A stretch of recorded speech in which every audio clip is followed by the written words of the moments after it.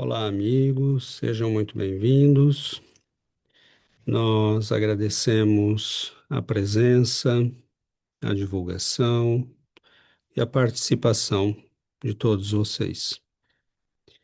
E pedimos, sobretudo, a nosso Mestre, aos nossos benfeitores, que envolvam, que iluminem, que abençoem nossas vidas, nossos lares e os nossos propósitos de crescimento e de aprendizado.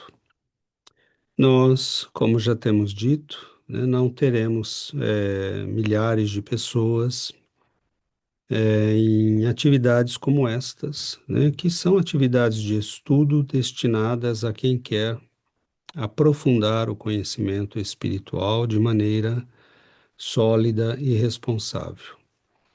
Espiritismo pode ser bem mais complexo do que nós imaginamos. Temos visto, né, que o que Allan Kardec nos disse é realmente verdadeiro.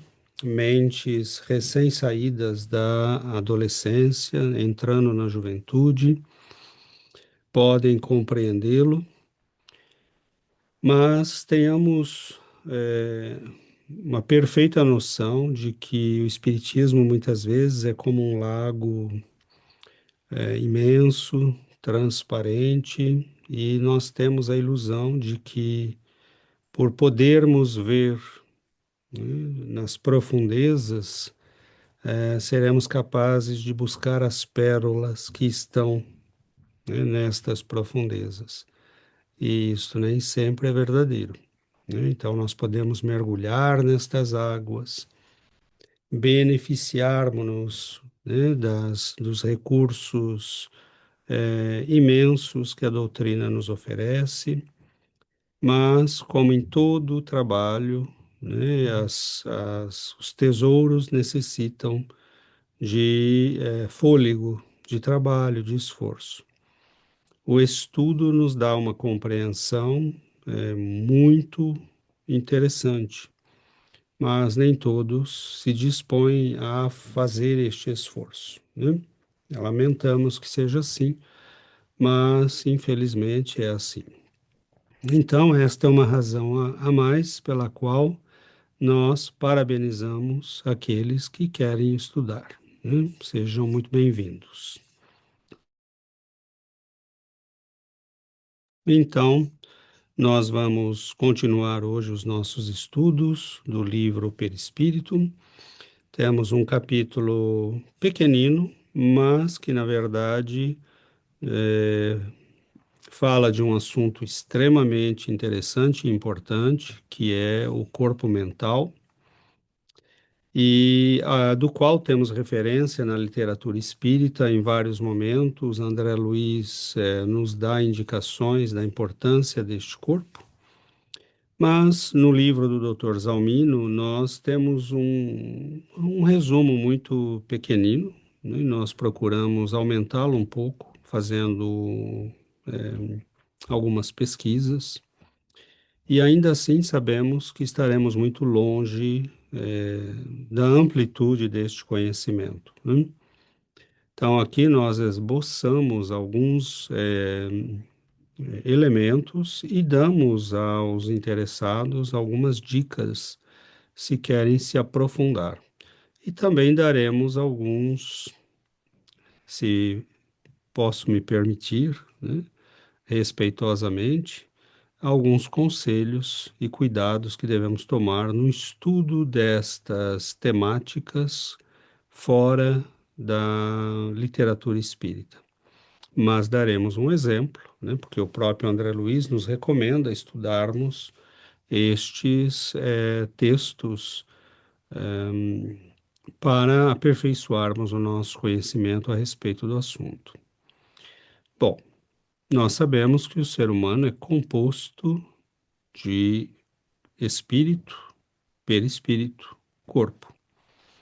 Na verdade, o que nós chamamos de perispírito é um agregado, né, de vários corpos. Nós já falamos, né, o corpo físico é objeto de estudos da biologia, por exemplo, Nós sabemos e falamos do corpo etérico, né, do duplo etérico, na semana passada. Recomendamos fortemente que vejam, né, os vídeos que foram feitos a respeito. O assunto é extremamente importante e interessante, tem a ver com tudo que diz respeito à nossa saúde, vitalidade, longevidade, enfim, o assunto é extremamente prático, e de consequências importantes para a nossa vida. E este agregado de corpos, né, o corpo dupletérico, e aí nós dizemos perispírito, né, como um conjunto de tudo isso. Mas nós sabemos que ali tem, no mínimo, mais um outro corpo, né, que é o corpo mental. E nós veremos que nas tradições espiritualistas, este corpo é dividido, na verdade, em mental superior e inferior. Falaremos um pouco disto. Mas, para iniciarmos, olhemos aquilo que Dr. Zalmiro nos diz, perdão, logo no início do seu resumo.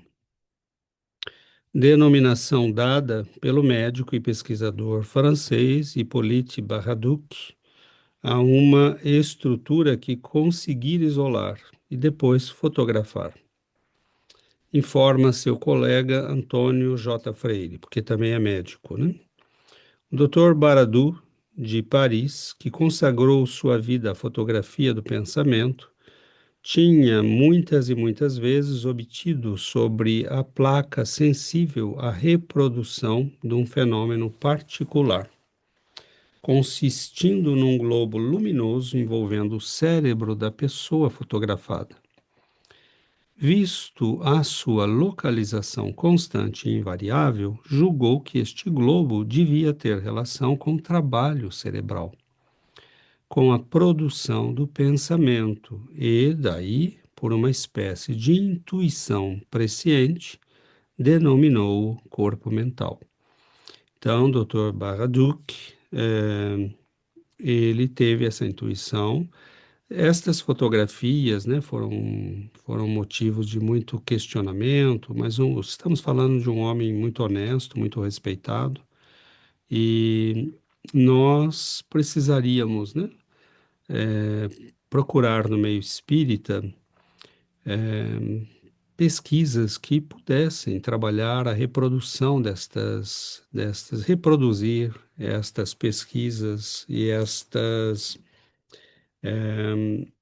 conclusões que foram tiradas, né, por estes pesquisadores. Na verdade, o que o Dr. Baraduc nos fala é, é comprovado, né, é testificado por André Luiz e por outros do meio espiritualista. Exatamente essa descrição, nós veremos, é feita por André Luiz em vários momentos de desencarnação, né, em que ele identifica, né, o corpo mental que começa a afastar-se do corpo físico e depois atrairá, né, como uma matriz, né, um software um aplicativo, né, que vai conduzir o processo de reconstrução do corpo espiritual, afastando-o definitivamente do corpo físico no momento da desencarnação. Então vejamos que Dr. Baraduc, ele é do século XIX, né? E a intuição dele estava correta, né? Diz ainda o Dr. Zalmino, segundo André Luiz, em lição transmitida a Chico Xavier, o corpo espiritual retrata em si o corpo mental, que lhe preside a formação. E o corpo mental seria o envoltório sutil da mente. Trata-se, como se vê, não só de um tema muito complexo, como bem pouco conhecido ainda. Atento a isso, é que o citado autor anota no trabalho em que busca pincelar a respeito o seguinte: o corpo mental, assinalado experimentalmente por diversos estudiosos, é o envoltório sutil da mente, e que por agora não podemos definir com mais amplitude de conceituação, além daquela com que tem sido apresentado pelos pesquisadores encarnados, e isto por falta de terminologia adequada no dicionário terrestre. Então vejamos que se os espíritos não podem dizer mais, é porque nos faltam ainda mesmo vocabulário apropriado para trabalhar isto, né? E como dizem os filósofos da linguagem, né, o limite do nosso pensamento está nos limites da nossa linguagem. Nós podemos ter uma experiência, mas às vezes não somos capazes de nomeá-la, né? E às vezes sabemos mais do que somos capazes de dizer. E no caso do corpo mental, o que nos dizem até aqui os espíritos, ele é um envoltório sutil da mente. Bom, claro que a mente é esta estrutura do espírito, né? E que nós, por enquanto, podemos dizer o próprio espírito, né? O ser pensante, o ser que elabora o pensamento. Mas este pensamento, esta mente, precisa de um corpo para expressar-se, precisa de uma matéria que lhe corresponda para que ela possa, né, expressar esta realidade que é o pensamento e que é a mente. Então, nós vamos, no curso dos nossos estudos, entender um pouco mais disto, né? Nós podemos dizer que ficará mais claro à medida que avançarmos e falaremos um pouco mais profundamente sobre isso. Por ora, nós podemos imaginar, né, que a mente, para expressar-se, imaginemos, né, que você tem duas mentes que estão isoladas, né? Então, elas precisam de um meio para comunicar-se. Não basta que uma pense e a outra pense, é preciso uma matéria que conecte as duas. E esta matéria, né, é formada por este envoltório sutil da mente, que, na verdade, forma uma dimensão do universo, né? Nós temos que entender que cada corpo do ser humano corresponde a uma dimensão do universo. E isso é muito importante.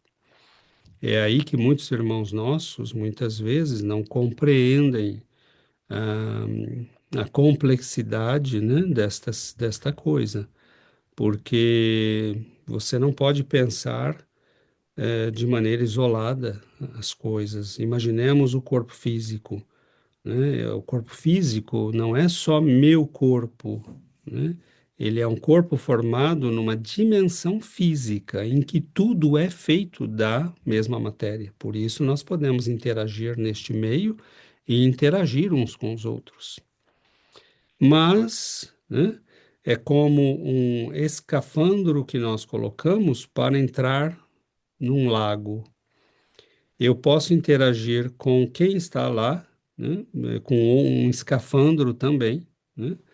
Podemos nos comunicar por sinais, por linguagem, por rádio. Estamos, né, somos vários dentro da água, mas se você tirar aquele escafandro, é, a possibilidade de interação acaba, né? Porque você não pode ficar embaixo da água sem, né, um escafandro. Então, nós não podemos ficar no corpo físico sem um corpo físico. Nós não podemos interagir aqui. E nós também não podemos interagir no mundo mental sem um corpo mental, que é feito da matéria do mundo mental, do universo mental. Então, existe uma dimensão no universo formada pela matéria que compõe o mundo mental, né? que serve de corpo à nossa mente. Então, é, é interessante, né? E por enquanto André Luiz deixa, né, as conceituações mais profundas para um momento posterior, porque não há possibilidade ainda para nós, né, de entendê-lo. Mas já há alguns elementos que podemos trabalhar. Por exemplo, no livro Evolução em Dois Mundos, ele tem, né, um texto muito interessante. E ele diz: para definirmos de alguma sorte o corpo espiritual, é preciso considerar, antes de tudo, que ele não é reflexo do corpo físico, porque na realidade é o corpo físico que o reflete. Tanto quanto ele próprio, o corpo espiritual, retrata em si o corpo mental que lhe preside a formação.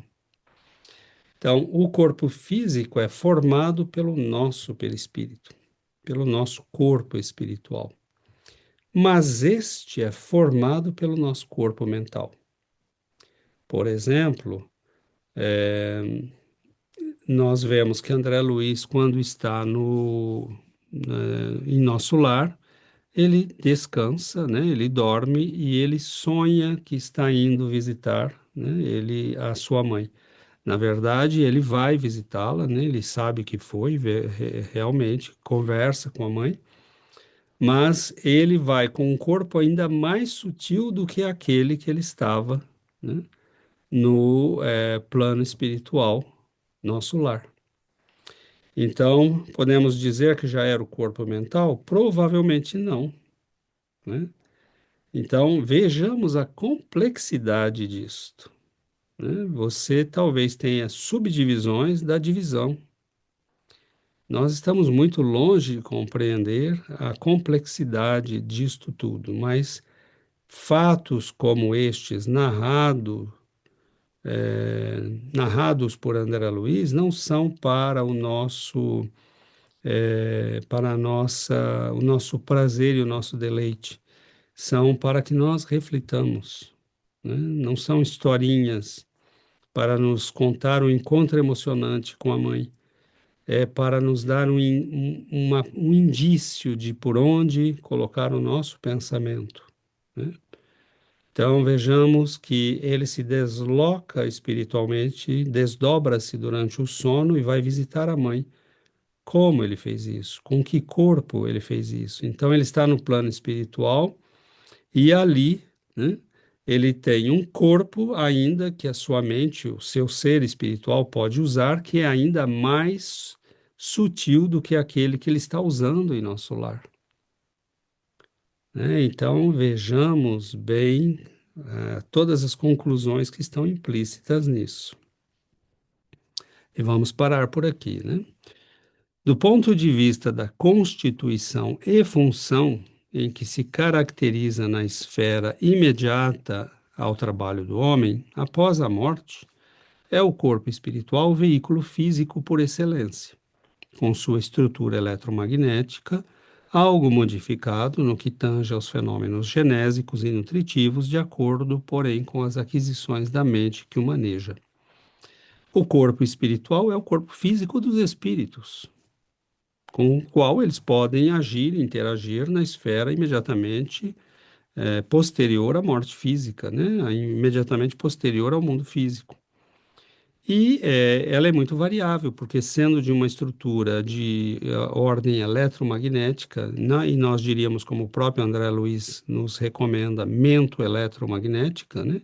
Mental eletromagnética, ela responde à mente. E aí nós vemos as alterações biológicas, né, que podem acontecer neste corpo, biológicas entre aspas, que correspondem, né, às ideações e à evolução do espírito. Então nós podemos ter espíritos que ainda vivem perfeitamente como homens, que precisam se alimentar, que precisam de sexo, que vivem uma vida grosseira como a nossa. E nós teremos neste mesmo meio espíritos que já prescindem, né, de ter um sistema genésico, porque eles não precisam, né, já têm evolução suficiente para não estarem mais usando o sexo da mesma maneira que nós, o que não quer dizer que não o tenham de uma maneira diferente, né? Todas as alterações que apresenta Depois do estágio berço-túmulo, verificam-se na base da conduta espiritual da criatura que se despede do arcabouço terrestre para continuar a jornada evolutiva nos domínios da experiência. Claro está, portanto, que é ele santuário vivo em que a consciência imortal prossegue em manifestação incessante, além do sepulcro. Formação sutil, urdida em recursos dinâmicos, extremamente porosa e plástica, em cuja tessitura as células, noutra faixa vibratória, à face do sistema de permuta visceralmente renovado, se distribuem mais ou menos à feição das partículas coloides com a respectiva carga elétrica, comportando-se no espaço segundo a sua condição específica e apresentando estados morfológicos conforme o campo mental a que se ajusta. Então, nós vemos uma matéria plástica muito sutil, respondente, né, ao campo mental, e mesmo as estruturas morfológicas que esse espírito, que esse corpo pode assumir, dependem diretamente do estado mental. Então, por isso que o corpo mental é para nós aqui hoje um assunto importante, porque ele preside aos fenômenos que acontecem no corpo perispiritual. Neste corpo, entre aspas, físico dos espíritos, né? Logo após a morte do corpo físico.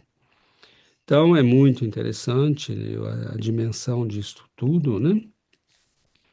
E nós vamos encontrar na literatura não espírita, depois voltaremos à literatura espírita, mas para mostrar que quando, né, o próprio André Luiz nos diz, né, que não podemos ir além do que os pesquisadores terrenos já falam, aqui nós daremos um pequeno, né, eh, resumo, vislumbre do trabalho de um desses pesquisadores. Anne Besant, ela foi uma pesquisadora da área da teosofia, né? Participou do trabalho da teosofia com Leadbeater e Blavatsky e outros. E eles tinham um trabalho, né? Ela tem livros escritos, O Homem e Seus Corpos, As Formas Mentais, né? Então, alguns solos, outros em coautoria com Leadbeater. E eles deixaram pesquisas a esse respeito, né? Essas pesquisas estão baseadas nas concepções, né, do Vedanta hindu,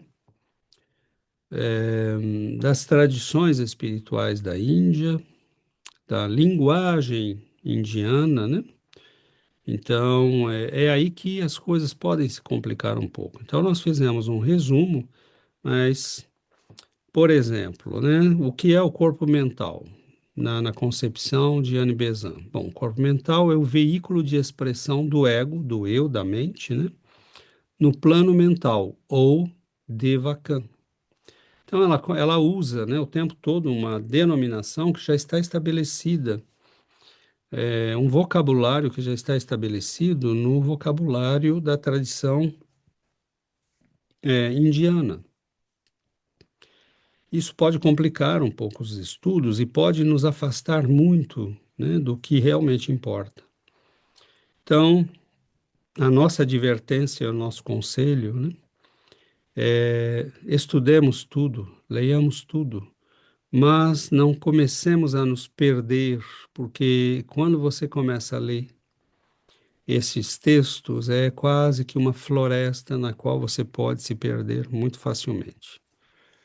E, concretamente, se André Luiz escolheu não dizer muito mais, é porque nós ainda não temos condições de ir muito longe, mas já temos muita coisa que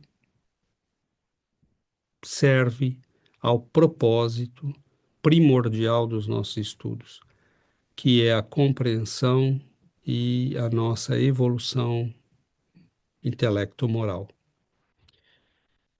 Nos diz essa autora, né, muito renomada, muito conhecida, e que, feita a advertência de tomarmos cuidado, né, para não mergulharmos profundamente nesses estudos, porque, embora muito interessantes, É, pessoalmente, eu sinto uma certa falta de referências, né, fora deles mesmos.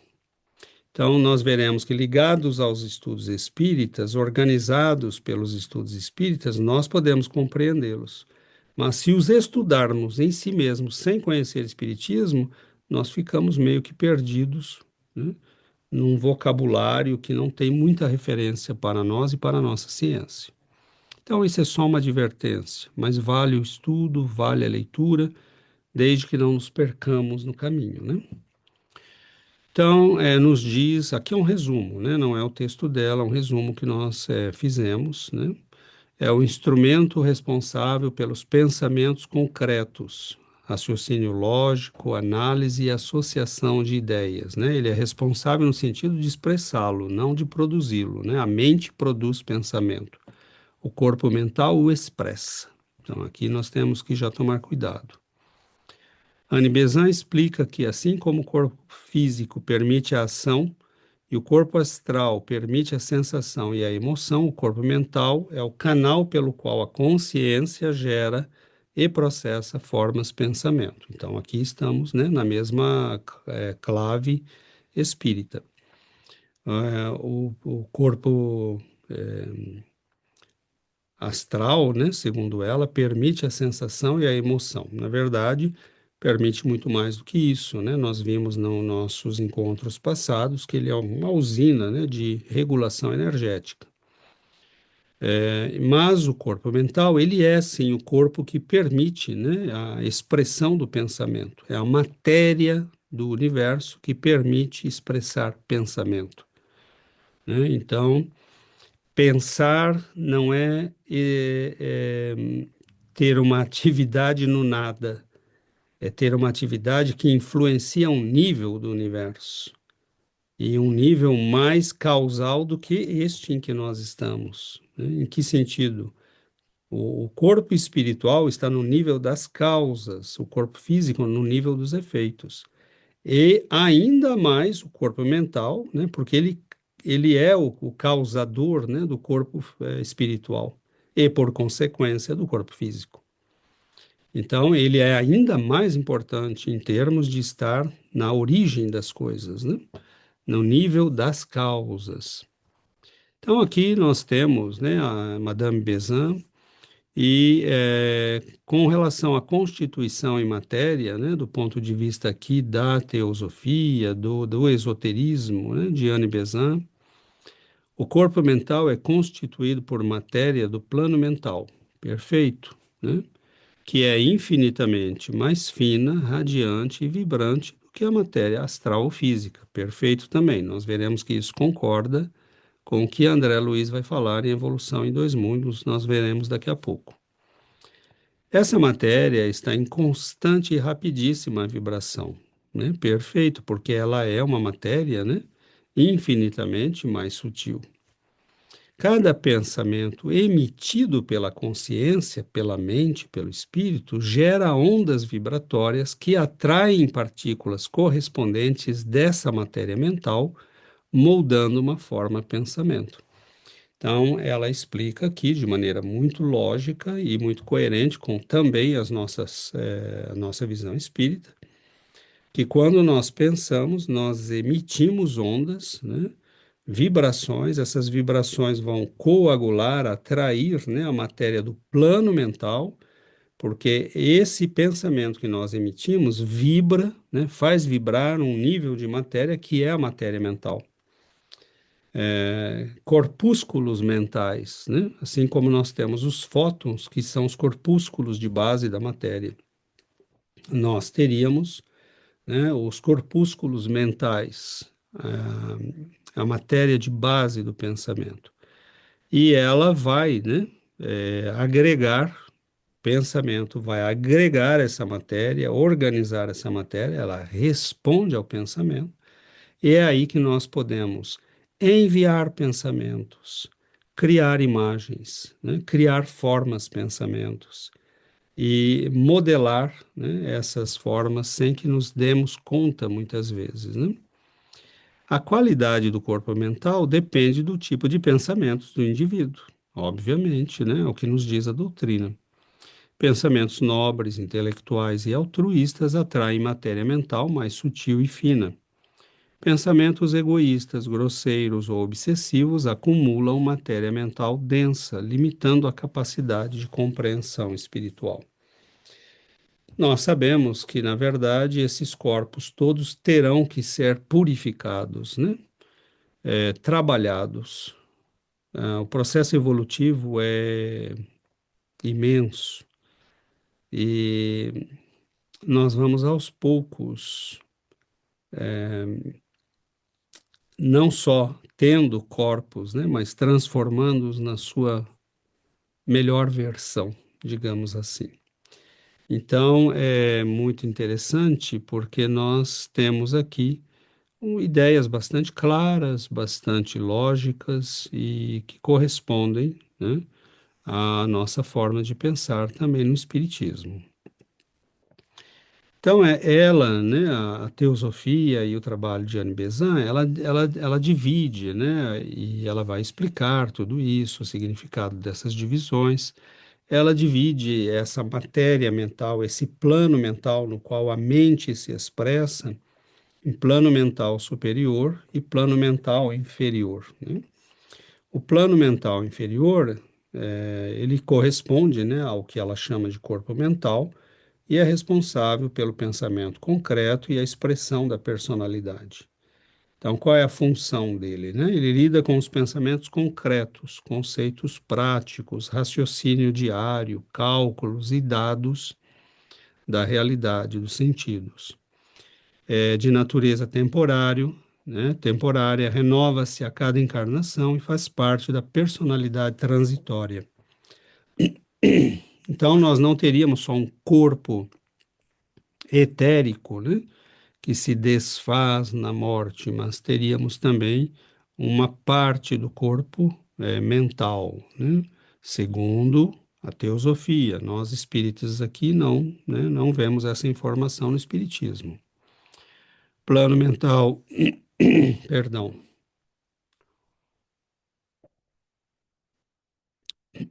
o plano mental superior seria formado pelo que ela chama de corpo causal, né? Que é a origem do pensamento, a expressão do pensamento abstrato e da individualidade. Lida com os pensamentos abstratos, intuição, princípios universais, conceitos de justiça, amor, né? Filosofia profunda. Podemos dizer que aqui seria, né, onde está a nossa intuição profunda das leis da vida, né, da consciência. É o veículo permanente da alma, o receptáculo de todas as experiências acumuladas ao longo das vidas. Então é ele, né, que guarda ah, aquilo tudo que nós somamos como experiência, e é ele que vai estruturar numa próxima encarnação o corpo, né, físico e perispirítico, né, segundo estas necessidades. E ele estrutura, na verdade, o corpo perispiritual sempre em função, né, do que ele já tem acumulado em si. Então, nós veremos que o estado da nossa mente, o estado da nossa evolução intelecto-moral vai determinar o estado do nosso perispírito, que, por consequência, sendo a matriz do corpo físico, né, acabará por expressar as necessidades, os avanços ou desequilíbrios da nossa mente, né, do nosso ser espiritual. Então, esta é uma concepção, uma divisão que existe na percepção teosófica esotérica, né, muito interessante, né, mas nós não temos, podemos ler, né, as descrições que ela faz de estudo das particularidades e características de cada uma dessas divisões, mas concretamente nós acreditamos que são informações muito interessantes, mas que ainda faltam, né? Faltam referências externas a essas afirmações. mas são muito interessantes e são muito lógicas, né? Bom, como é que tudo isso funciona, né? Como o corpo mental funciona?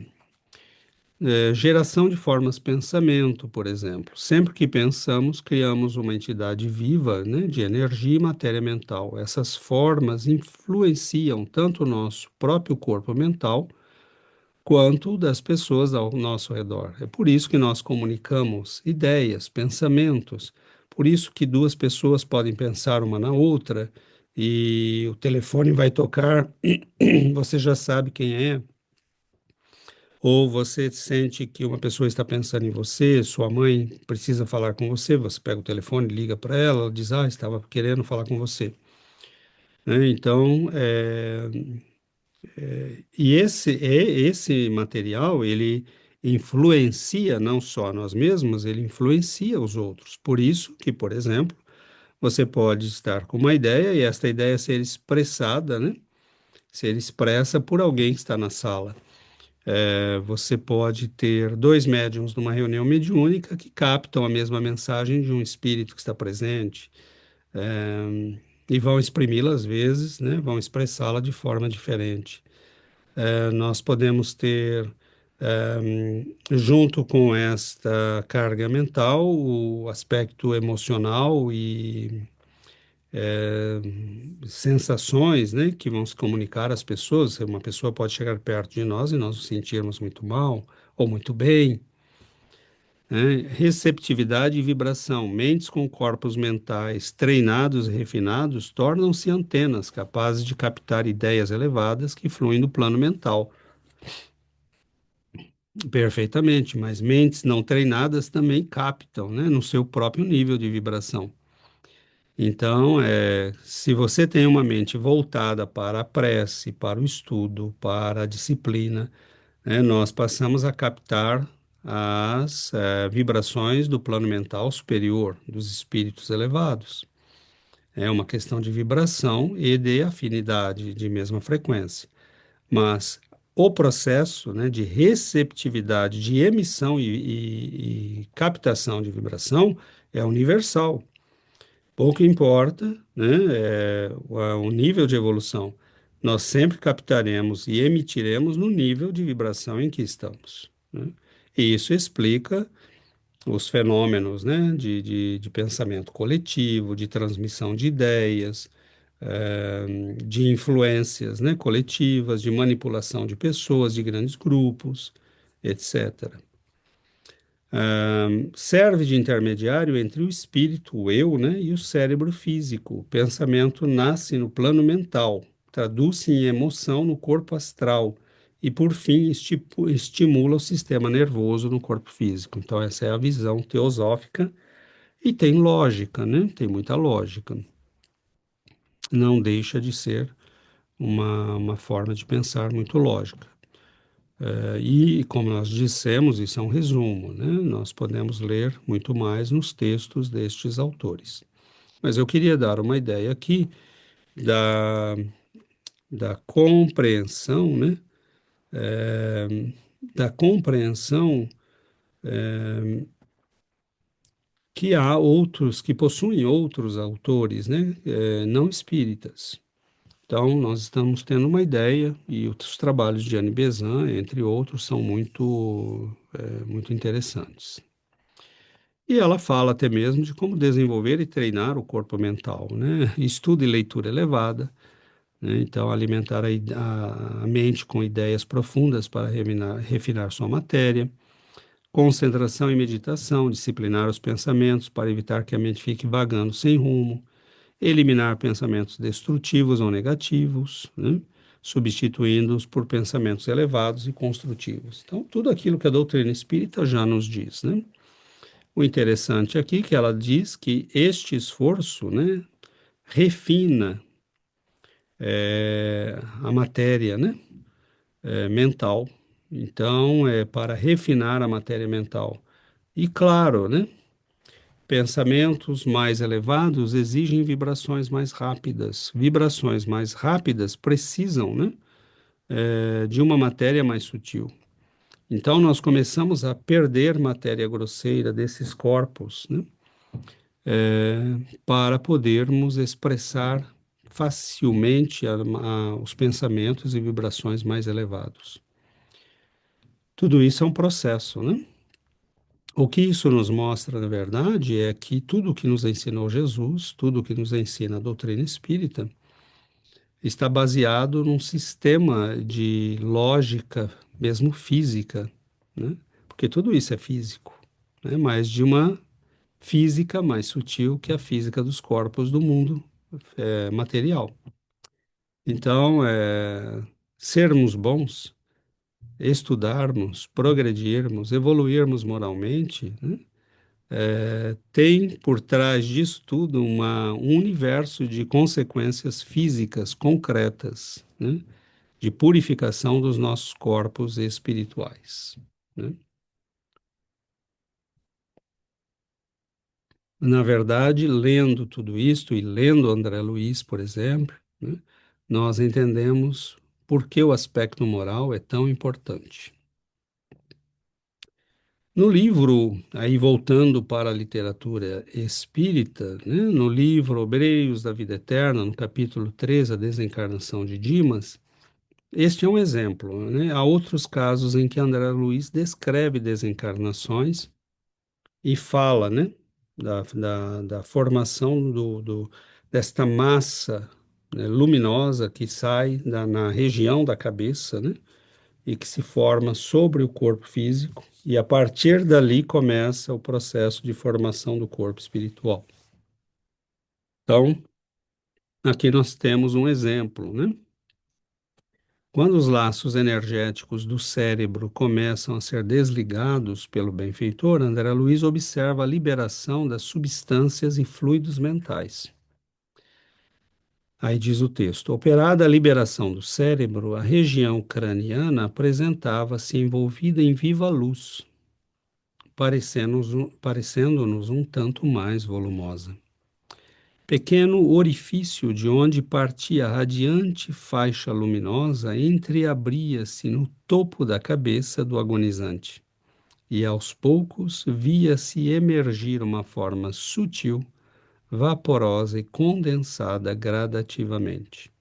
Então, ele está descrevendo aqui, na verdade, né, o momento em que o corpo mental começa, né, a se desprender para que ele possa, né, reestruturar o corpo perispiritual já na nova dimensão de vida, que será agora uma dimensão permanente, né, até uma próxima encarnação, obviamente. Então, essa descrição é uma das várias que nós encontramos na literatura espírita, né, e que indicam a formação do corpo mental, né?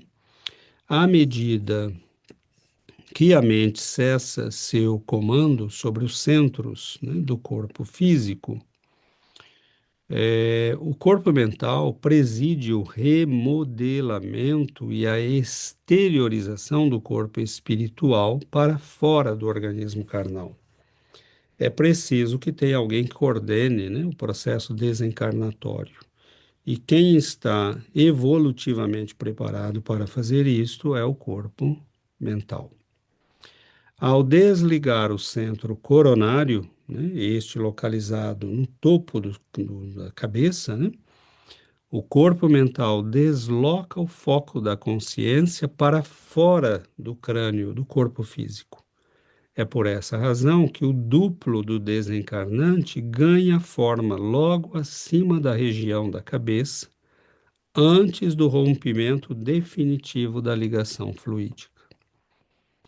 Então, é por isso que muitas vezes, né, nós vemos que a pessoa, nesse processo de separação, ela começa a estar entre dois mundos, né? Ela começa a identificar, né? E algumas vezes ela até ainda é capaz de expressá-lo fisicamente. De outras vezes, nós sabemos que ela começa simplesmente a ver a região espiritual, a perceber, né, ao seu redor aqueles que vieram recebê-la e ajudá-la no processo de separação.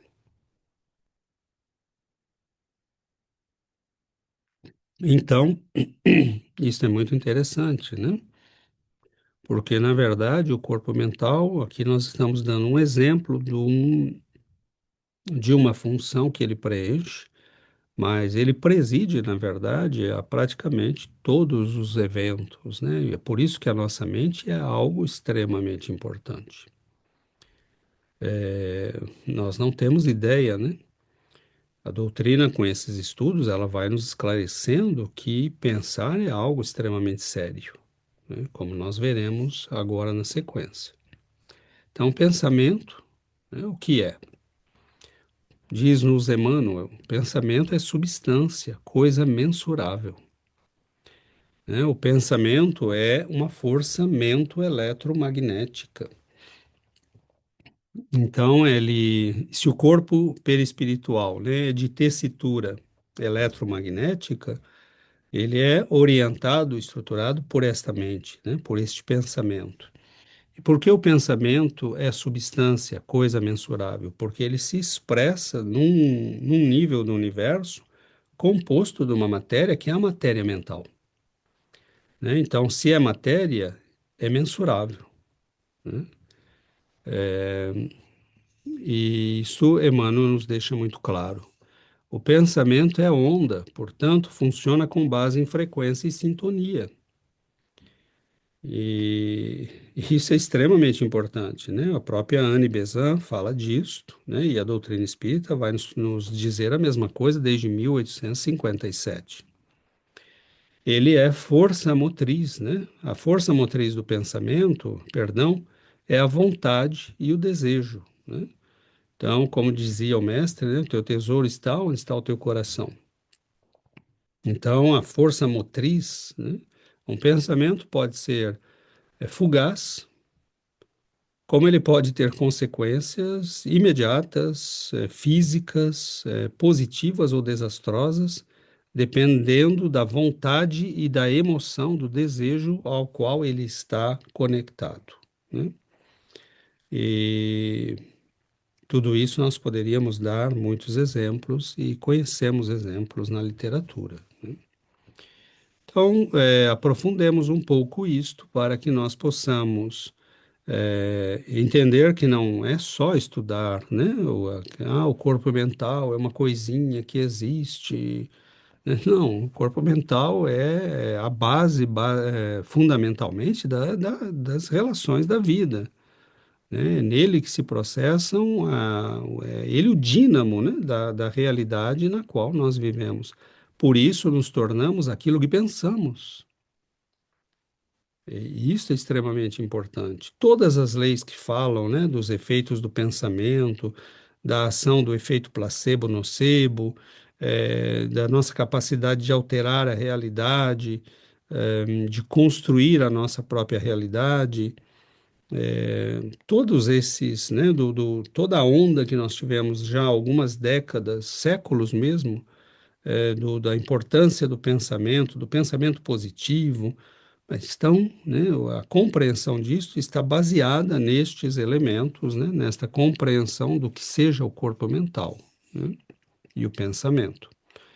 Então, o que é a mente e o que é o pensamento? A mente é manancial vivo de energias criadoras, né? Então, é a parte consciente do nosso eu. Poderíamos dizer, somos nós, somos o nosso eu, né? E André Luiz, ele vai nos dar aqui uma ideia muito interessante, né, quando ele fala de corpúsculos mentais. Como alicerce vivo de todas as realizações nos planos físico e extrafísico, encontramos o pensamento por agente essencial. Entretanto, ele ainda é matéria, a matéria mental em que as leis de formação das cargas magnéticas ou dos sistemas atômicos prevalecem sob novo sentido, compondo o maravilhoso mar de energia sutil em que todos nos achamos submersos e no qual surpreendemos elementos que transcendem o sistema periódico dos elementos químicos conhecidos no mundo. Meus irmãos, isto é extraordinário, né? Isto é a ciência do futuro. Então, como alicerce vivo de todas as realizações nos planos físico e espiritual, nós temos o pensamento. Ele é o agente essencial. Entretanto, ele ainda é matéria, né? Porque pensar significa agir sobre a matéria mental. E esta matéria mental, né, nós temos nela também as leis de formação das cargas magnéticas ou dos sistemas atômicos, né, que existem sob um novo sentido. Então, por exemplo, vamos dar uma imagem, né? No mundo material, as cargas magnéticas agem por repulsão se forem de mesmo polo. Polo positivo com polo positivo num ímã vão se repelir. Uma carga elétrica positiva e uma positiva vão se repelir. Se forem de polos opostos, vão se atrair. Mas ele diz aqui que na matéria mental funciona em sentido, sob novo sentido, né? É o texto. Então, o que poderíamos pensar? Por exemplo, em termos mentais, nós sabemos que pessoas que têm o mesmo tipo de pensamento se atraem, né? Então, provavelmente, nós temos uma dinâmica física diferente daquela que vemos na matéria física, material do nosso mundo, né? Então, estamos diante de uma nova física, na verdade, né? E ele diz essa matéria compõe um maravilhoso mar de energia sutil em que todos nos achamos submersos e no qual surpreendemos elementos que transcendem o sistema periódico. Transcendem, né? Estão para além deles. É, nós temos aí um novo mundo, né, que não conhecemos ainda e não sabemos manipular, né? Temos ainda aqui as formações corpusculares, com bases nos sistemas atômicos, em diferentes condições vibratórias, ou seja, é uma matéria que se organiza segundo um sistema periódico próprio, tanto no plano físico quanto no plano mental, com associações de cargas positivas e negativas. Então, nós temos uma organização que responde também a essa lógica que nós vemos no mundo físico, né? Embora num sentido diferente. Isso nos compele naturalmente a denominar tais princípios de núcleos, prótons, nêutrons, pósitrons, elétrons ou fótons mentais. Então, ele está nos dizendo aqui que existe um mundo composto, né, de uma matéria que ela tem como que uma similaridade com o nosso, assim como nós temos aqui, né, é, no nosso mundo, átomos, né? Nós temos esses átomos, né? São compostos de nêutrons, prótons, elétrons, pósitrons, né? Fótons. Nós teríamos no mundo mental, né, a sua própria constituição estrutural, química, e a base desta matéria seria, né, os fótons de pensamento, digamos assim, né? Então, ele diz, isso nos compele naturalmente a denominar tais princípios de núcleos, prótons, nêutrons, pósitrons, elétrons ou fótons mentais. Em vista da ausência de terminologia analógica para a estruturação mais segura de nossos pensamentos.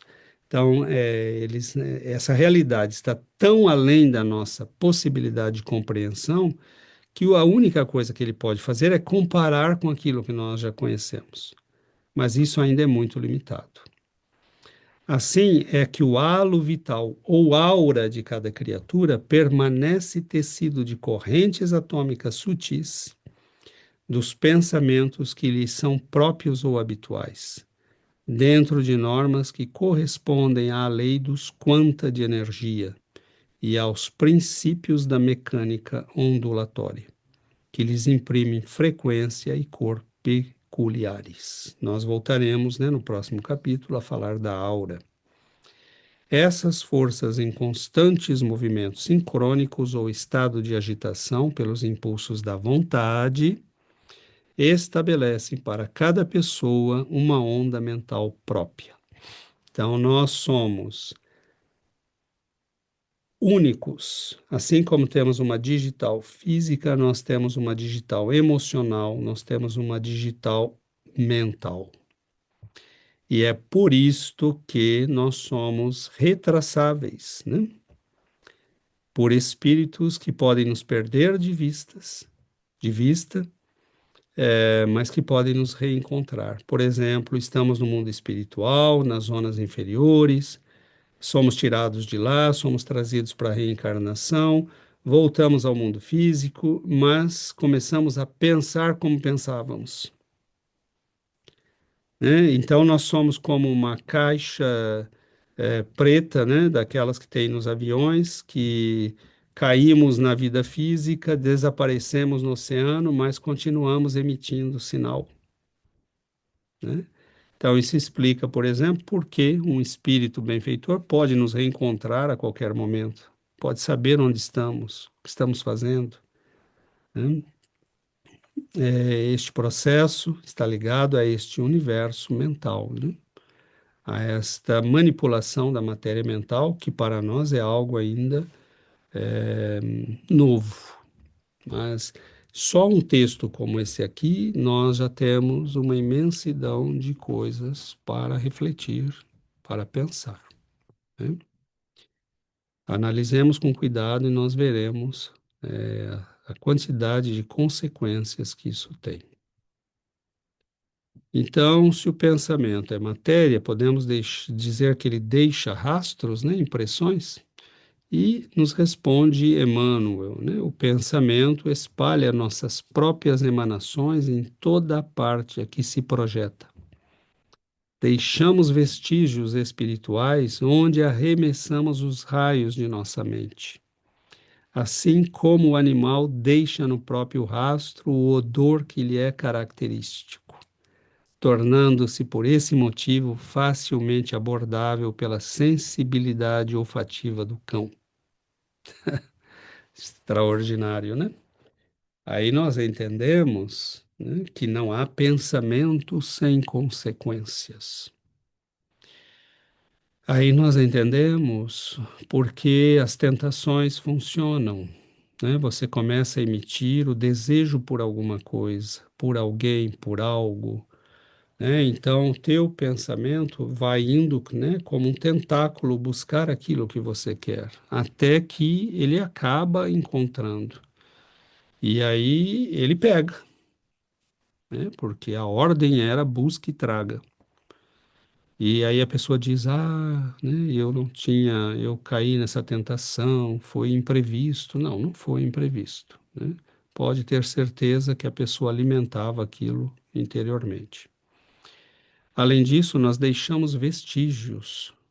Onde arremessamos o nosso pensamento, deixamos vestígios.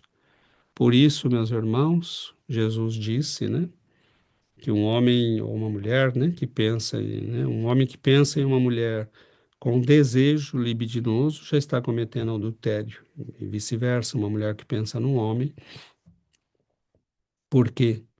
Porque nós estamos, né, na ordem do, do universo mental, aquilo não é uma coisa anódina, né, sem efeito. Aquilo é algo que tem vida, tem realidade, e é a manifestação nossa, né? O outro pode entrar em ressonância com isso ou não, né? Mas nós deixamos vestígios daquela impressão que projetamos. E é por isso que os espíritos mais esclarecidos que nós, os inferiores não, né? Mas aqueles que têm o nosso nível, ou melhor, né, um nível superior ao nosso, podem ver quem somos, o que pensamos, o que sentimos, o que estruturamos em torno de nós, como André Luiz já explicou no texto precedente.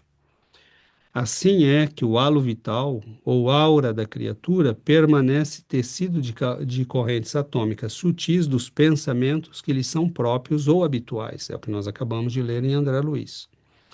Dentro de normas que correspondem à lei dos quanta de energia e aos princípios da mecânica ondulatória, que lhes imprimem frequência e cor peculiares.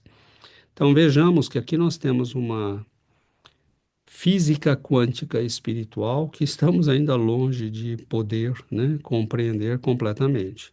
Essas forças em constantes movimentos sincrônicos ou estado de agitação pelos impulsos da vontade estabelecem para cada pessoa uma onda mental própria, né?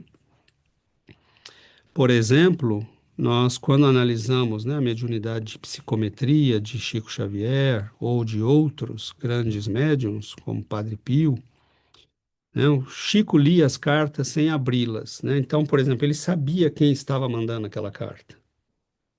Ele separava as pilhas de cartas, né? Essa aqui é para mandar mensaginhas. Essa aqui eu preciso responder. Essa aqui são pais aflitos. Como é que ele sabia isso, né? Porque cada um de nós não só, né, emitimos uma onda que nos é própria, mas nós impregnamos, nós deixamos rastros, vestígios, né? E alguém que tem a sensibilidade de um Chico Xavier é capaz, né, de ler esses vestígios. Vejamos a loucura que é isso, né? A complexidade que é isso. Padre Pio fazia a mesma coisa, né? Ele recebia cartas da Europa toda, no mundo todo, e eram cartas que vinham em línguas que ele não sabia ler. No entanto, ele sabia o que diziam as cartas, porque ele estava lendo a impressão mental, que é universal, né? Então, a linguagem é uma forma de expressar o pensamento, né? Mas o pensamento é pensamento, né? Com o espírito pode começar a conversar com o outro, porque quando ele pensa, é, ele movimenta a matéria mental e comunica ao outro, que é capaz de receber, a imagem direta, né? Ou a emoção que vai com aquela imagem. Então, Chico lia as cartas sem abri-las, Padre Pio fazia a mesma coisa, né? Então, eles estavam fazendo o quê? Lendo o pensamento das pessoas, né? Diretamente impregnado, né? Porque quando a pessoa escreveu aquela carta, ela tinha um pensamento, uma emoção, e ela é única, né? Como nos diz André Luiz, porque nós nos caracterizamos por uma onda mental única, nossa, né? Então veja que bonito que é tudo isso, né? Como entender tudo isso é bonito, é extraordinário, né? Nós vamos entendendo todos esses fenômenos. Então nos dizem ainda, né, os textos de Emmanuel correspondem-se às ideias segundo o tipo em que se expressam, né? Projetando raios de força que alimentam ou deprimem, sublimam ou arruinam, integram ou desintegram, arrojados sutilmente do campo das causas para a região dos efeitos. Então, as ideias, né, elas se correspondem segundo os tipos em que se expressam, boas, más, né, superiores, inferiores, projetam raios de força que vão alimentar ou deprimir, sublimar ou arruinar, integram ou desintegram, né? Arrojam, né? Arrojados sutilmente do campo das causas para a região dos efeitos. Então, o pensamento, né? A elaboração de ideias é um processo de emissão, né? De raios de força que estão no mundo das causas e vão se transmitir pelo corpo espiritual, né? O próprio corpo espiritual já recebe, né? Já é afetado como mundo dos efeitos, ele, por sua vez, é causa para o corpo físico. Vejamos a importância do pensamento. Vejamos a importância do pensamento, da vontade e das emoções ligadas a estes pensamentos. Nós temos que tomar muito cuidado, meus irmãos, porque em geral nós temos sido vítimas de nós mesmos, né? Infelizmente.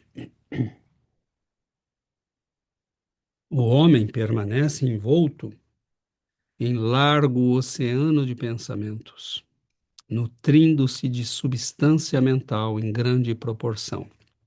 Isto é, isso nos faz pensar, né? Então, André Luiz já havia dito, neste grande oceano sutil no qual nós estamos todos mergulhados, e nós, na verdade, estamos, né, envoltos neste largo oceano de pensamentos que conecta tudo e todos. E nós nos nutrimos de substância mental, porque ela funciona, né? A mente funciona por correspondência de ideias, como nos diz o texto do livro Roteiro, por afinidade, né? Por ressonância. Espíritos que têm a mesma frequência nutrem-se mutuamente. Pessoas que querem as mesmas coisas entram em contato, porque se correspondem no nível das ideias e pensamentos. Então, na verdade, você, quando começa a pensar, estabelece uma frequência que entra em ressonância com todo mundo que está naquela frequência. Então, falar de corpo mental aqui não é falar de uma coisa etérica e que não tem consequências. Na verdade, é de onde vêm as causas para a vida toda nossa. E dizer que nós nos alimentamos, né, nutrimos-nos de substância mental é isso, porque no momento em que você entra em contato, né, com os seus semelhantes, você os alimenta e eles te alimentam, né? Nós consumimos matéria mental, nós comemos literalmente matéria mental, nós ingerimos, nós nos nutrimos de matéria mental, porque nós absorvemos os pensamentos que são semelhantes aos nossos.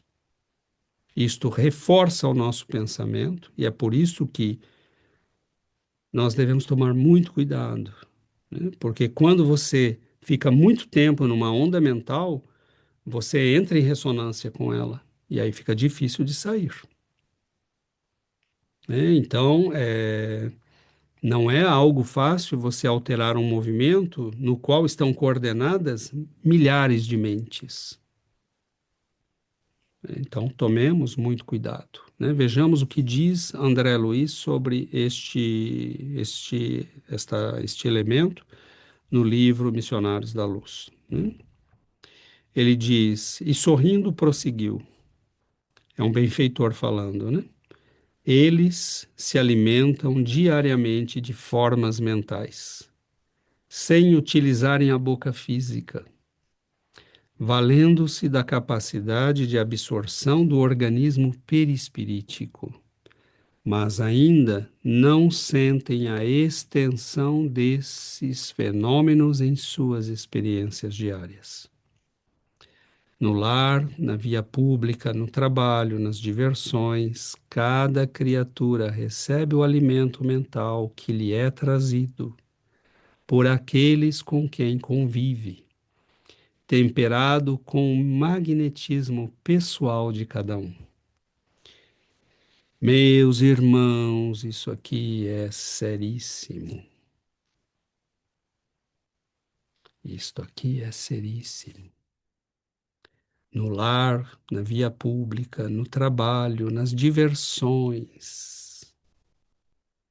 Cada criatura recebe o alimento mental que lhe é trazido por aqueles com quem convive, por aqueles com quem escolhe viver, temperado com o magnetismo pessoal de cada um. Dessa alimentação dependem, na maioria das vezes, mormente para a imensa percentagem de encarnados que ainda não alcançaram o domínio das próprias emoções, os estados íntimos de felicidade ou desgosto, de prazer ou sofrimento. Então, desta alimentação dependem os nossos estados íntimos de felicidade ou infelicidade. E por que isso? Porque nós ainda não alcançamos o domínio das próprias emoções. Então, quando nós pensamos e nos afinizamos com um certo nível de pensamento, ele passa a determinar o nosso estado íntimo. E nós somos como um joguete, uma marionete desses estados íntimos, desses pensamentos que determinam os nossos estados íntimos.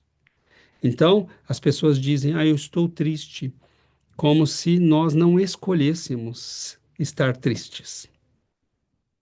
É por isso que nós temos que entender que nós escolhemos os nossos estados emocionais, porque escolhemos os nossos estados mentais. Mas você precisa ir na causa, né? Disciplinou o pensamento, as emoções vão seguir. Então, isto é medicina do futuro. Isto é a medicina do amanhã, mas que já existe na Terra, né? Há muitos séculos, há muitos milênios, e da qual Jesus é a expressão mais bela, mais perfeita, né? Amai a Deus sobre todas as coisas e ao teu próximo como a ti mesmo. Nisto está toda a lei, todos os profetas, toda a verdade, né? Porque fazendo isso, você está numa estrutura de pensamento que é saudável permanentemente. Mas aqui nós temos a explicação. Aqui nós entendemos por que sermos bons, por que pensarmos no bem, por que olharmos para as pessoas com um olhar de bondade, por que procurarmos o que é positivo nas coisas, nas situações, nas pessoas, né? Por que fugirmos de pensamentos negativos, notícias negativas, diversões perigosas, né? Imaginemos o impacto da pornografia na nossa vida, meus irmãos. O consumo de pornografia te coloca em contato com que nível de pensamento, com que nível de emoção. Então, nós temos que tomar cuidados, né, para que nossas vidas não sejam controladas. Uma pessoa que escolhe ver notícias ruins na televisão, ela está em contato com todo mundo que está fazendo aquilo. O mundo íntimo dela, né, como ela não tem ainda controle do pensamento, das emoções, vai ser determinado por isso. Aí a pessoa vive angustiada, vive aflita, vive triste, vive negativa, né? Então, imaginemos o poder que nós temos aqui de buscar o nosso próprio bem-estar. Nós determinamos como nos sentiremos. Nós determinamos que pensamentos nos habitam, né? Isso depende de nós. Então, eles se alimentam diariamente de formas mentais sem utilizarem a boca física, valendo-se da capacidade de absorção do organismo perispiritual, mas ainda não percebem a extensão destes fenômenos em suas experiências diárias. Olha a grandeza de informações que nós temos aqui. É realmente extraordinário. Então, é claro, meus irmãos, que o pensamento está ligado diretamente, né, à nossa qualidade de vida, né? Por exemplo, a questão das doenças, né? Nós podemos ver em Emmanuel, né? Energia viva, o pensamento desloca em torno de nós forças sutis, construindo paisagens ou formas e criando centros magnéticos ou ondas com as quais emitimos a nossa atuação ou recebemos a atuação dos outros. Então, quando nós pensamos, nós deslocamos em torno de nós a matéria mental, né? Nós agimos, né? Emitimos essas forças sutis, elas tornam-se centros magnéticos que vão atrair, repelir, né? Ou ondas que vão nos colocar na mesma frequência daqueles, né, que pensam como nós, que sentem como nós. Então, isto, é claro, terá consequências, né? O melhor remédio, antes de qualquer outro, é a vontade sadia, porque a vontade débil enfraquece a imaginação, e a imaginação doentia debilita o corpo. Doença do corpo pode criar doença da alma, e doença da alma pode acarretar doença do corpo, né? extraordinário, né? A doutrina espírita nos dá uma doença do corpo, né? Pode criar doença da alma, porque dependendo de como nós tratamos a doença do corpo, nós podemos adoecer a alma, né? Então, para espíritos ainda muito infantis, o que se passa no corpo determina mais o que se passa na alma do que o que se passa na alma determina o que se passa no corpo, né? Porque a pessoa passa, ela acredita-se um corpo, né? E o que acontece no seu corpo é como se acontecesse realmente para ela, né? E não apenas para uma parte dela. Então, essa estruturação, né? Vejamos bem a importância da imaginação, né? Da vontade, do pensamento sadio, a criação de formas mentais positivas para que nós possamos criar centros aglutinadores, né, que nos coloquem em sintonia com o que é bom, com o que é superior, com o que é saudável e, sobretudo, nos coloquem em sintonia com as forças mentais superiores, né, pela prece, pelo estudo, pela oração. E aí nós temos, né, o doutor Dias da Cruz, nos Instruções Psicofônicas, ele nos diz, é que pelo imã do pensamento doentio e descontrolado, o homem provoca sobre si a contaminação fluídica de entidades em desequilíbrio, capazes de conduzi-lo à escabiose e à ulceração, à dipsomania e à loucura, à cirrose e aos tumores benignos ou malignos de variada procedência, tanto quanto aos vícios que corroem a vida moral, e através do próprio pensamento desgovernado pode fabricar para si mesmo as mais graves eclosões de alienação mental, como sejam as psicoses de angústia e ódio, vaidade, orgulho, usura e delinquência, desânimo e egocentrismo, impondo ao veículo orgânico processos patogênicos indefiníveis que lhe favorecem a derrocada ou a morte. Imprescindível, assim, viver em guarda contra as ideias fixas, opressivas ou aviltantes, que estabelecem ao redor de nós maiores ou menores perturbações, sentenciando-nos à vala comum da frustração. Medicina do futuro, mas para nós, medicina do agora, porque nós estamos tomando contato com esse conhecimento. Então, meus irmãos, é pelo imã do pensamento, doentio ou saudável, que nós estabelecemos o que vai se passar conosco. Claro que nós não podemos esquecer que já estamos pensando há muitos séculos, né? E que já fizemos muita coisa, muitas vezes, né, com a obrigação de responder karmicamente. Então, não é porque nós começamos a pensar positivo ontem de manhã que tudo se resolveu, porque há uma inércia que foi estabelecida, né? E essa inércia se mostra muito claramente quando nós tentamos pensar o bem e é sempre o mal que volta, né? Então, é porque nós estamos ainda no sistema antigo, tentando alterá-lo. Temos que ter vontade, né? Então, o que nós fazemos da nossa vida moral, da nossa vida mental, tem consequências diretas. E é por isso que ele diz: cuidado com as ideias fixas, opressivas ou aviltantes, né? As ideias que são originárias dos prazeres terrenos, das paixões humanas, do apego, né, à matéria. Tudo isto pode levar-nos a profundas perturbações de ordem mental e muitas vezes com consequências, né, e o surgimento de doenças de ordem física, podendo levar-nos, inclusive, à desencarnação. Por quê?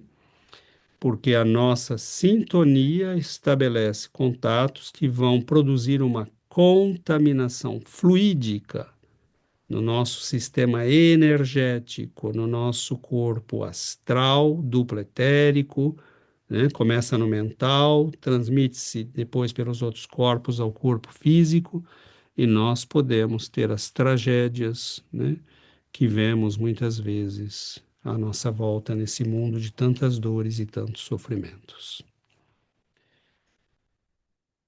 Nós, assim, meus irmãos, temos e estamos diante de uma imensidão, né, de, de consequências.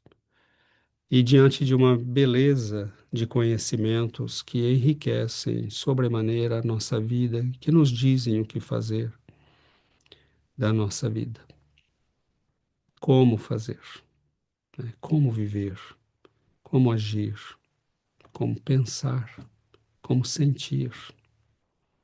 Então não tenhamos mais a ilusão de que pensar e sentir são coisas anódinas, são coisas sem consequências, são coisas bobinhas.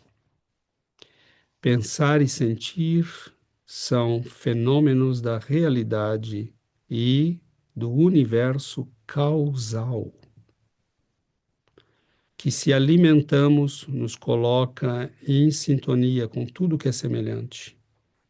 Entrando em sintonia, podemos entrar em ressonância, e entrando em ressonância, tudo se torna mais difícil para ser alterado, porque não somos mais somente nós, mas somos nós com milhares, né? Então, isso é muito bom quando é positivo, mas é muito perigoso quando é negativo. As leis são as mesmas, nós é que decidimos como usá-las. E é por isto que, não podendo explicar tudo isto, Jesus disse: Vos enviarei um consolador, e no momento certo ele vos explicará os porquês, né? Mas ele nos disse o essencial: seja nobre, pense o bem, faça o bem, viva no bem, né? Faça isso e tudo vai estar certo. Então, se uma pessoa não souber nada disso e está fazendo bem, sendo bom, ele está no bom caminho, né? Tudo está funcionando certinho. Agora, sabermos tudo isso e continuarmos pensando mal, sentindo mal, entrando em frequências negativas, mantendo-nos nessas frequências negativas, bom, aí é sério, né? Aí nós precisamos ver o que queremos, porque as leis da vida não vão se alterar, né? Cedo ou tarde nós estaremos diante daquilo que construímos, meus irmãos. Cedo ou tarde nós estaremos. E é por isso que nós vemos pessoas que desencarnam, que tinham uma belíssima aparência, e são verdadeiros monstros. Porque mentalmente, emocionalmente, espiritualmente, né, suas mentes estavam corrompidas, né, por coisas baixas e aviltantes. E o corpo espiritual reflete a mente, né? Então, e assim vemos pessoas que não têm, né, a aparência muito, né, aceita no mundo como um padrão de beleza. Até um filme, né, muito interessante, eu não lembro agora o nome, mas o rapaz é hipnotizado para ver a verdadeira forma das pessoas, né?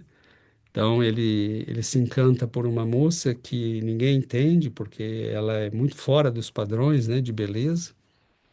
E no entanto, a hipnose que o hipnotizador fez nele deu-lhe a possibilidade de ver a alma dela, né? A verdadeira forma dela. E ele vê uma moça linda, né? Enquanto que, para os padrões da beleza terrena, ela era alguém que não estava, né, nos padrões de beleza. Então, é muito interessante isso, porque reflete, na verdade, uma lei, né, espiritual, são estas leis que nós estudamos. Então, meus irmãos, mais uma vez, se tiver algum corajoso que chegou até aqui, você, né, absorveu aí um conhecimento precioso, né? O corpo mental é, na verdade, o segredo, né, de tudo que se passa na nossa vida e nós ainda não temos uma ideia muito clara da importância que ele tem.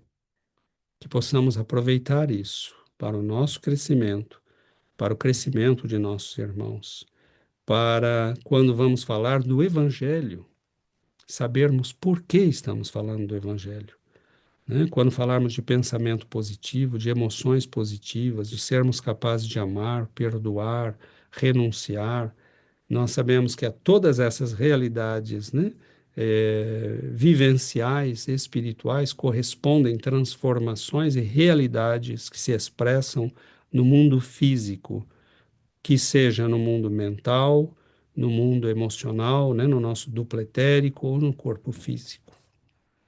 Então, que nós tenhamos aqui, né, tempo necessário para as nossas reflexões, mas acreditamos deixá-los hoje com muita coisa é, para que possamos refletir, né? Eu aqui fico quebrando a cabeça o tempo todo com essas coisas, porque é realmente muito vasto, né? Mas muito bonito. Então, que Jesus, meus queridos irmãos, abençoe, né, a todos nós, que possamos ter uma continuidade segura nos nossos estudos e crescimento pessoal. E que possamos ser úteis, né, sabendo tudo isso, sermos úteis aos nossos irmãos de caminhada.